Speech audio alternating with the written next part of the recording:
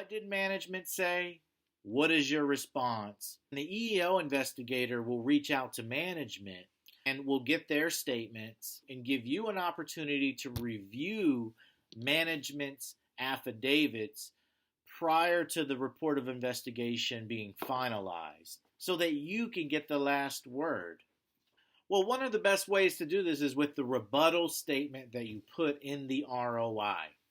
Unless it's a post office case or a certain agency where they don't do rebuttals. This does not just apply to providing a rebuttal and a report of investigation. This applies to anybody who has any kind of discrimination case. You need to find out what it is that the defendant is saying. What are their defenses? What are they alleging? And you need to draft on a separate sheet of paper, perhaps, what is your response? What are your responses to those allegations? So I want to give you 3 tips so that you can make sure your rebuttal statements are up to par. But first, why does it matter? Judges actually look at the report of investigation that they may consider dismissing your case based on what's in the ROI. Another reason for having a good rebuttal statement is attorneys such as myself, I want to know what it is you have to say in response to what management is saying.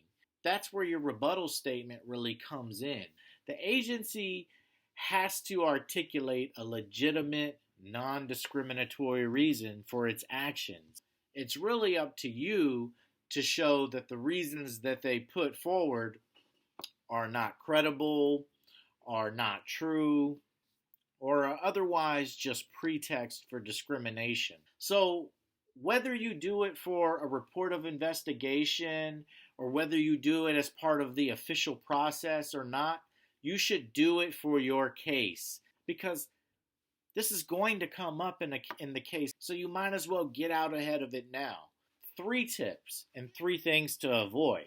Number 1, paraphrase what it is management said, what it is you want to rebut. You should not simply refer to just a page number. You should not refer to just the question number that management answered. Because why would a busy attorney or a busy judge or anybody really want to sit here and flip back and forth just to understand what it is you're rebutting and you're referencing?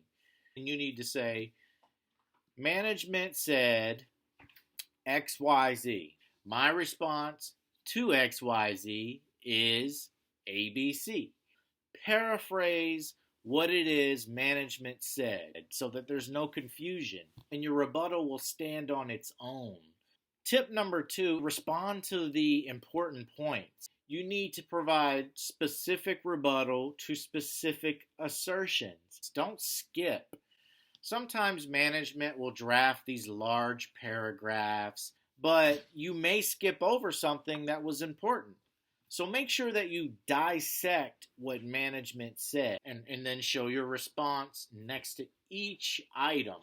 So make sure you do a thorough rebuttal. A third tip is to make sure you don't rehash your testimony from before. Use your rebuttal really to address specifically what management is saying. Use supporting documents. Your rebuttal is basically your counter-argument. Draft a good rebuttal that really addresses the substance of what management is alleging. And by doing so, you will have satisfied one of your legal obligations, which is to show that management's articulated reasons are mere pretexts for discrimination. I hope this video has been helpful. Please